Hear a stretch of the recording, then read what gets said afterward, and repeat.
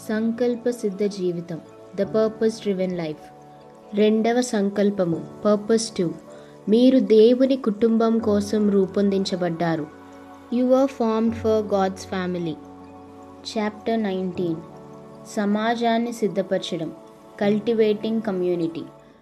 అయితే పైనుండి వచ్చు జ్ఞానము మొట్టమొదట పవిత్రమైనది, తరువాత సమాధానకరమైనది, మృదువైనది, సులభముగా లోబడినది, కనికరముతోనూ మంచి ఫలములతోనూ నిండుకొన్నది, పక్షపాతమైనను వేషధారణ అయినను లేనిదినై ఉన్నది. నీతి ఫలము సమాధానము చేయు వారికి సమాధానమందు విత్తబడును. యాకోబు రాసిన పత్రిక 3వ అధ్యాయం 17-18 వచనాలు. వీరు అపోస్తలుల బోధ యందును, సహవాసమందును, రొట్టె విరుచుట యందును, ప్రార్థన చేయుట యందును ఎడతెగక యుండిరి. అపోస్తలుల కార్యములు 2వ అధ్యాయం 42వ వచనం. సంఘ జీవనానికి నిబద్ధత అవసరం. విశ్వాసుల మధ్య నిజమైన సహవాసాన్ని కేవలం పరిశుద్ధాత్మ వల్లే సాధ్యమవుతుంది. అయితే మనం చేసే ఎంపికలు మరియు నిర్ణయాల ద్వారా ఆయన దానిని వృద్ధి చేస్తాడు. ఈ ఉమ్మడి బాధ్యతను పౌలు ఇలా పేర్కొన్నాడు. ఎఫెసీయులకు రాసిన పత్రిక 4వ అధ్యాయం 1-3 వచనములు.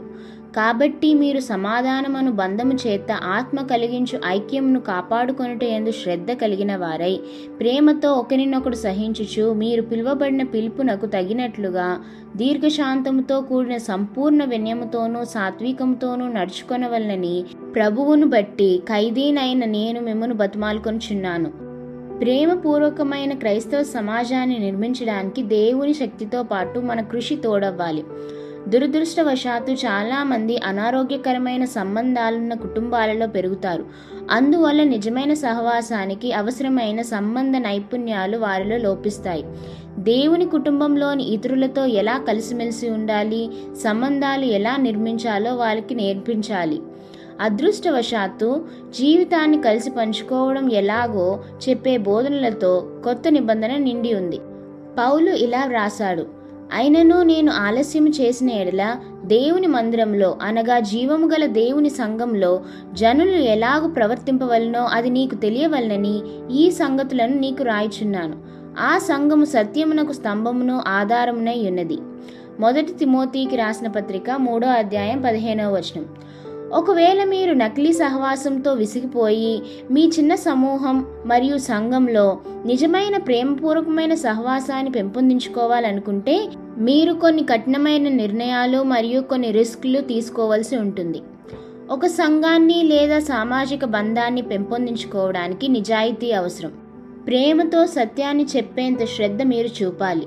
మన చుట్టూ ఉన్నవారు పాపపు అలవాట్ల ద్వారా తమకు తాము గాని ఇతరులకు గాని హాని చేసుకుంటున్నప్పుడు మౌనంగా ఉండిపోవడం చాలా సులభమే అయినప్పటికీ అది ప్రేమతో కూడిన పని అనిపించుకోదు. చాలామంది జీవితాల్లో వారికి నిజం చెప్పేంతగా అది బాధాకరమైనదైనప్పటికీ ప్రేమించేవారు ఎవరూ ఉండరు. అందుకే వారు తమకు తామే హాని కలిగించుకునే మార్గాల్లో కొనసాగుతుంటారు. ఒకరికి ఏం చెప్పాలో మనకు తెలిసినప్పటికీ భయం కారణంగా మనం ఏమీ చెప్పలేకపోతుంటాం. భయం వల్ల అనేక సంఘాలు లేదా సమూహాలు దెబ్బతిన్నాయి.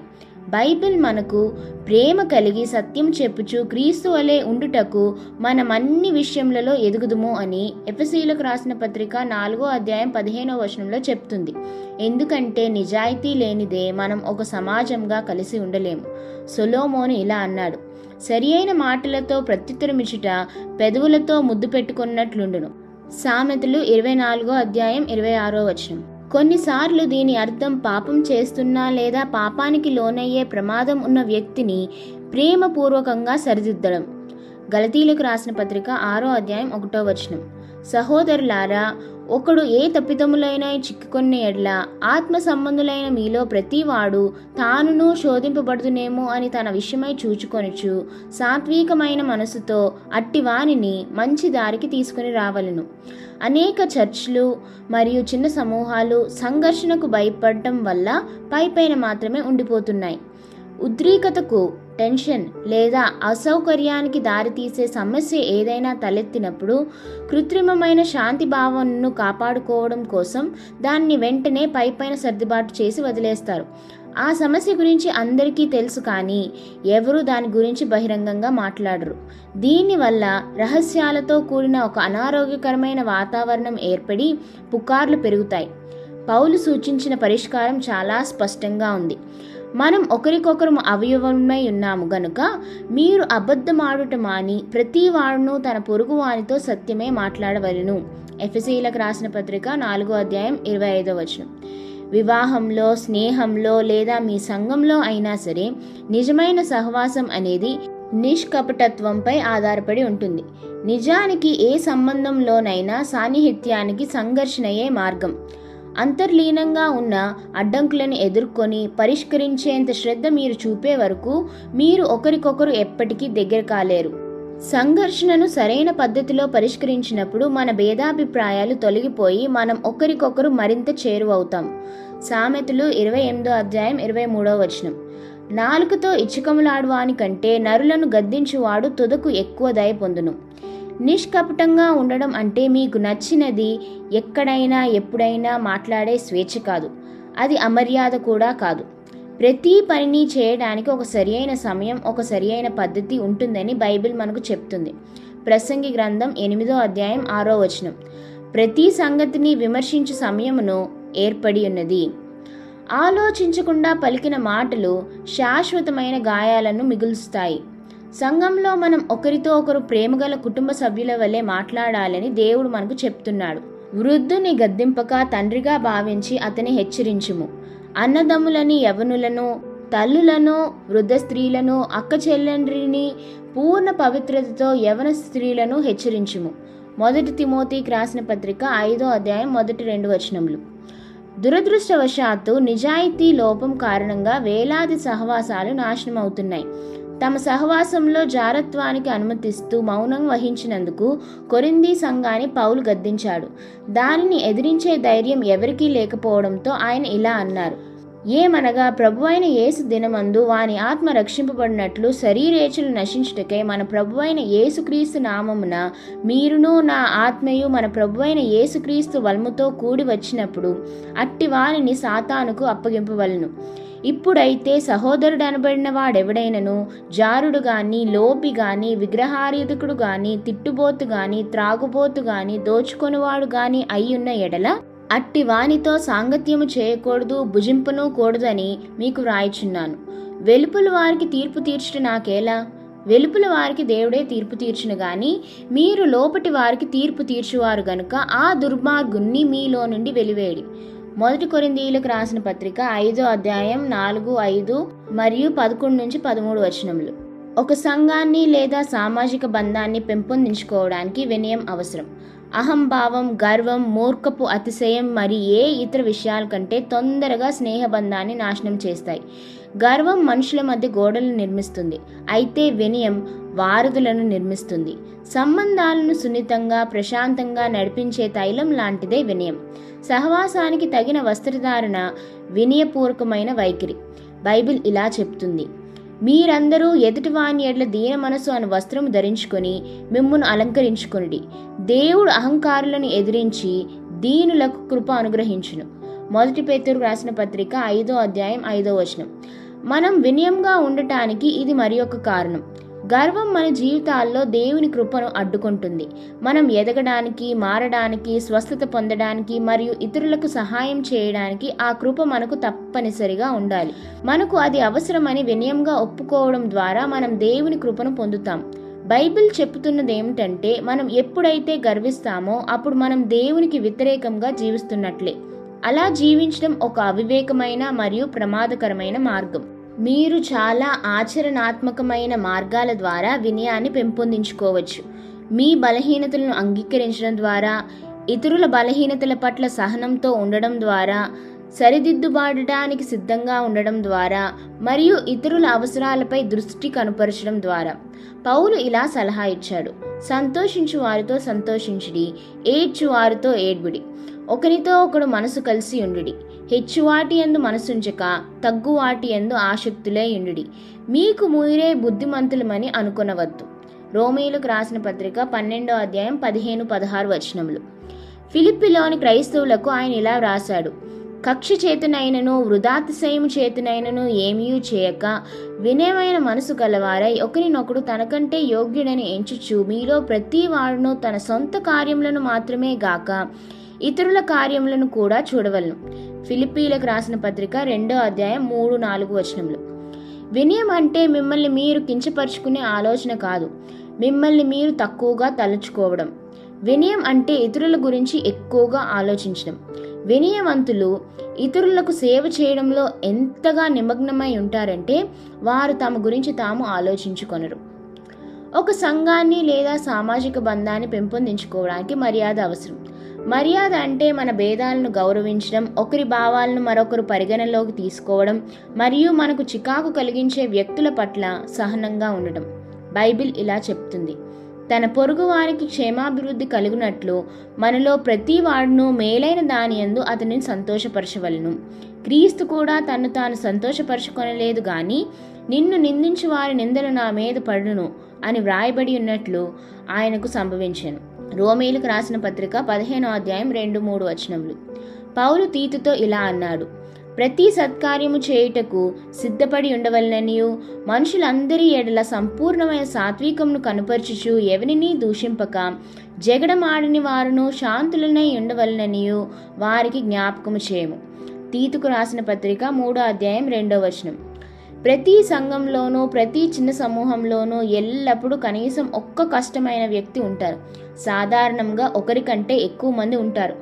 ఈ వ్యక్తులను ప్రత్యేకమైన భావోద్వేగ అవసరాలు, తీవ్రమైన అభద్రత భావాలు, చికాకు కలిగించే ప్రవర్తనలు ఉండవచ్చు. దేవుడు ఈ వ్యక్తులను వారి మేలు కోసం మరియు మన మేలు కోసం మన మధ్య ఉంచాడు. వారు ఎదుగుదలకు ఒక అవకాశం మరియు సహవాసానికి ఒక పరీక్ష. మనం వారిని తోబుట్టువులుగా ప్రేమించి గౌరవంగా చూస్తామా? కుటుంబంలో అంగీకారం అనేది ఎంత తెలివైన వారు, అందమైన వారు లేదా ప్రతిభావంతులు అనే దానిపై ఆధారపడి ఉండదు. అది మనం ఒకరికొకరం చెందిన వారమనే వాస్తవంపై ఆధారపడి ఉంటుంది. మనం కుటుంబాన్ని కాపాడుకుంటాం. రోమీయులకు రాసిన పత్రిక 12వ అధ్యాయం 10వ వచనం. సహోదర ప్రేమ విషయంలో ఒకని యందొకడు అనురాగము గలవారై ఘనత విషయంలో ఒకరినొకడు గొప్పగా ఎంచుకోండి. నిజం ఏమిటంటే మనందరికీ విచిత్రమైన అలవాట్లు, చికాకు కలిగించే లక్షణాలు ఉంటాయి. కానీ సంఘానికి అనుకూలతతో ఎలాంటి సంబంధం లేదు. మన సహవాసానికి ఆధారం దేవునితో మనకున్న సంబంధమే. మనమంతా ఒక కుటుంబం. మర్యాదకు ఒక ముఖ్యమైన కీలకం ఏమిటంటే ఇతరుల నేపథ్యాన్ని, బ్యాక్గ్రౌండ్ని అర్థం చేసుకోవడం. వారి గతాన్ని తెలుసుకోండి. వారు ఏమి అనుభవించారో మీకు తెలిసినప్పుడు మీరు వారిని మరింతగా అర్థం చేసుకోగలుగుతారు. వారు ఇంకా ఎంత దూరం ప్రయాణించాలో అని ఆలోచించే బదులు తమ బాధలను అధిగమించి ఎంత దూరం వచ్చారో ఆలోచించండి. మర్యాదలో మరో భాగం ఇతరుల సందేహాలను హేళన చేయకపోవడం. మీకు ఒక విషయం పట్ల భయం లేనంత మాత్రాన అది చెల్లని భావన కాదు. తమ సందేహాలను, భయాలను ఎటువంటి తీర్పుకు గురి కాకుండా పంచుకోవడానికి తగినంత భద్రత ఉందని ప్రజలు తెలుసుకున్నప్పుడే నిజమైన సమాజం ఏర్పడుతుంది. ఒక సంఘాన్ని లేదా సామాజిక బంధాన్ని పెంపొందించుకోవడానికి గోప్యత అవసరం. ఆత్మీయ ఆమోదం, నమ్మకమైన గోప్యత ఉన్న సురక్షిత వాతావరణంలో మాత్రమే ప్రజలు తమ లోతైన బాధలను, అవసరాలను మరియు తప్పులను మనసు విప్పి పంచుకుంటారు. గోప్యత అంటే మీ సహోదరుడు లేదా సోదరి పాపం చేస్తుంటే మౌనంగా ఉండడం కాదు. దాని అర్థం ఏమిటంటే మీ సమూహంలో పంచుకున్నది మీ సమూహంలోనే ఉండాలి మరియు ఆ సమూహమే దాన్ని పరిష్కరించుకోవాలి. అంతేగాని దాని గురించి ఇతరులతో పుకార్లు చెప్పుకోకూడదు. దేవుడు చాడీలను ద్వేషిస్తాడు, ప్రత్యేకించి అవి ఇతరుల కోసం చేసే ప్రార్థన, అభ్యర్థన అనే ముసుగులో ఉన్నప్పుడు. సామెతలు 16వ అధ్యాయం 28వ వచనం. మూర్ఖుడు కలహం పుట్టించును, కొండెగాడు మిత్రభేదము చేయును. చాడీలు చెప్పడం బాధను, విభేదాలను కలిగిస్తుంది మరియు సహవాసాన్ని దెబ్బతీస్తుంది. క్రైస్తవుల మధ్య విభేదాలు సృష్టించే వారిని నిలదీయాలని దేవుడు స్పష్టంగా చెప్పాడు. వారి విభజన ధోరణి గురించి మీరు వారిని ప్రశ్నించినప్పుడు వారి కోపంతో మీ సంఘాన్ని విడిచిపెట్టి వెళ్ళిపోవచ్చు. కానీ ఏ ఒక్క వ్యక్తి కంటే సంఘం యొక్క సహవాసమే అత్యంత ముఖ్యమైనది. ఒక సంఘాన్ని లేదా సామాజిక బంధాన్ని పెంపొందించుకోవడానికి తరచుదనం అవసరం. నిజమైన సహవాసాన్ని నిర్మించుకోవడానికి మీరు మీ బృందంతో తరచుగా క్రమం తప్పకుండా సంప్రదిస్తూ ఉండాలి. సంబంధాలు ఏర్పడడానికి సమయం పడుతుంది.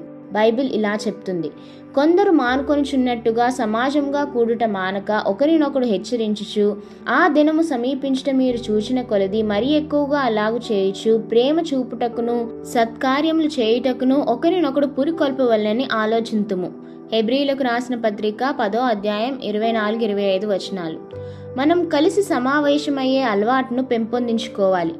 అలవాటు అంటే మీరు అప్పుడప్పుడు చేసేది కాదు, తరచుగా చేసేది. లోతైన సంబంధాలను నిర్మించుకోవడానికి మీరు ప్రజలతో చాలా సమయం గడపాలి. అది లేక అనేక సంఘాలలో సహవాసం చాలా పైపైన ఉంటుంది. మనం ఒకరితో ఒకరు తగినంత సమయం గడపం. పైగా గడిపే సమయంలో కూడా సాధారణంగా ఒక వ్యక్తి చెప్పేది వింటూనే ఉంటాం. సంఘం అనేది కేవలం సౌలభ్యంపై, అంటే నాకు అనిపించినప్పుడు కలుద్దాం అనుకోవడంపై కాకుండా ఆధ్యాత్మిక ఆరోగ్యం కోసం అది నాకు అవసరమనే దృఢ విశ్వాసంపై నిర్మించబడుతుంది. మీరు నిజమైన సహవాసాన్ని పెంపొందించుకోవాలనుకుంటే కలవాలని అనిపించినప్పుడు కూడా కలుసుకోవలసి ఉంటుంది, ఎందుకంటే అది ముఖ్యమని మీరు నమ్ముతారు. ఆదిమ క్రైస్తవులు ప్రతిరోజు కలిసేవారు మరియు వారు ఏక మనస్కులై ప్రతి దినము దేవాలయంలో తప్పక కూడుకొంచు, ఇంటింటా రొట్టె విరుచుచు, దేవుని స్తుతించుచు, ప్రజలందరి వలన దయ పొందిన వారై ఆనందముతోనూ నిష్కపటమైన హృదయముతోనూ ఆహారం పుచ్చుకొనిచుండిరి. మరియు ప్రభువు రక్షణ పొందుచున్న వారిని అనుదినము వారితో చేర్చుచుండెను. అపోస్తుల కార్యములు 2వ అధ్యాయం 46-47 వచనములు. మీరు ఒక చిన్న సమూహంలో సభ్యులైతే బైబిల్ సంబంధమైన సహవాసానికి ఉన్న 9 లక్షణాలను కలిగి ఉన్న ఒక సమూహ నిబంధనను చేసుకోవాలని నేను మిమ్మల్ని కోరుతున్నాను. మొదటిది, మనం మన నిజమైన భావాలను పంచుకుంటాం, అంటే నమ్మకత్వం. రెండవది, ఒకరినొకరు ప్రోత్సహించుకుంటాం, అంటే పరస్పర అనుబంధం. మూడవది, ఒకరికొకరు అండగా ఉంటాం, అంటే సానుభూతి. నాలుగవది, ఒకరినొకరు క్షమించుకుంటాం, అంటే కరుణ. 5, ప్రేమతో సత్యాన్ని మాట్లాడుతాము, అంటే నిజాయితీ. 6వది, మన బలహీనతలను ఒప్పుకుంటాం, అంటే వినయం. 7వది, మన భేదాలను గౌరవిస్తాం, అంటే మర్యాద. 8, చాడీలు చెప్పుకోము, అంటే గోప్యత. 9, మరియు సమూహానికి ప్రాధాన్యత ఇస్తాం, అంటే తరచుగా కలుసుకోవడం. ఈ లక్షణాల జాబితాను మీరు చూసినప్పుడు నిజమైన సహవాసం ఎందుకు అంత అరుదైందో స్పష్టమవుతుంది. దాని అర్థం ఒకరిపై ఒకరు ఆధారపడటానికి మన స్వార్థాన్ని, స్వాతంత్రాన్ని వదులుకోవడం. కానీ జీవితాన్ని కలిసి పంచుకోవడం వల్ల మన స్వార్థ భావాలు తొలగిపోతాయి మరియు అది మనల్ని పరలోకానికి సిద్ధం చేస్తుంది. 19వ రోజు, నా సంకల్పంను గురించి ఆలోచించాల్సిన అంశం. సంఘ సహవాసానికి నిబద్ధత అవసరం. గుర్తించుకోవలసిన వాక్యం, ఆయన మన నిమిత్తం తన ప్రాణము పెట్టెను గనుక దీని వలన ప్రేమ ఎట్టిదని తెలుసుకొంచున్నాం. మనము కూడా సహోదరుల నిమిత్తము మన ప్రాణములను పెట్టబద్దులమై ఉన్నాం. 1 యోహాను రాసిన పత్రిక 3వ అధ్యాయం 16వ వచనం. పరిశీలన అంశము, నా చిన్న సమూహంలో మరియు నా సంఘంలో నిజమైన సహవాస లక్షణాలను పెంపొందించడంలో నేను ఎలా సహాయపడగలను?